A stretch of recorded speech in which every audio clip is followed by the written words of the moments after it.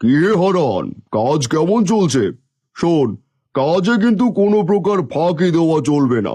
যদি আমার চোখে পড়ে তাহলে কিন্তু এক পয়সাও আর পাবি না, এই বলে দিলাম।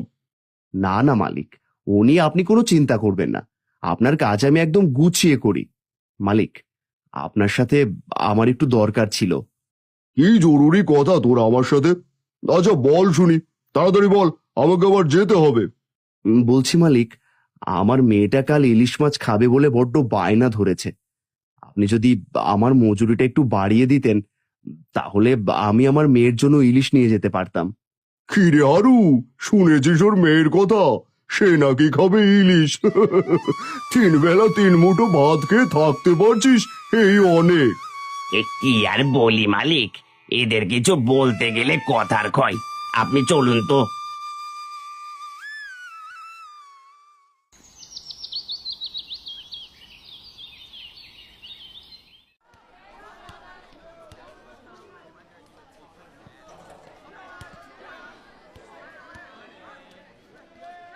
এই নে তোর মজুরি।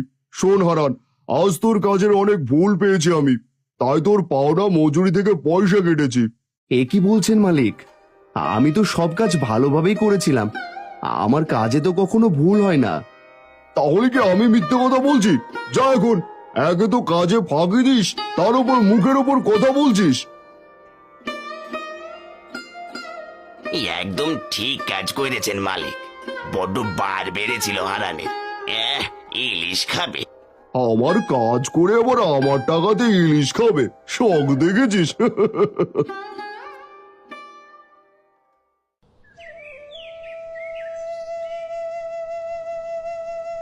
আজ ভেবেছিলাম মেয়েদের জন্য কিছু নিয়ে যাব, কিন্তু আজ তো দেখছি কপাল আরো খারাপ। মেয়েদেরকে যদি এগুলো বলি, তাহলে ওরা খুব চিন্তা করবে। এর বদলে আমি কিছু বাজার করে নিয়ে যাই।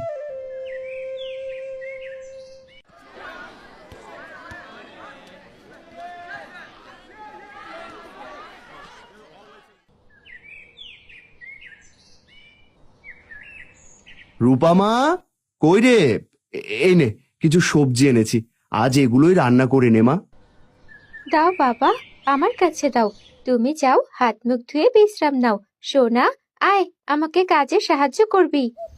বাবা, আমি যে তোমাকে ইলিশ মাছ আনতে বলেছিলাম, তুমি আমার জন্য ইলিশ মাছ আনোনি? না রে মা,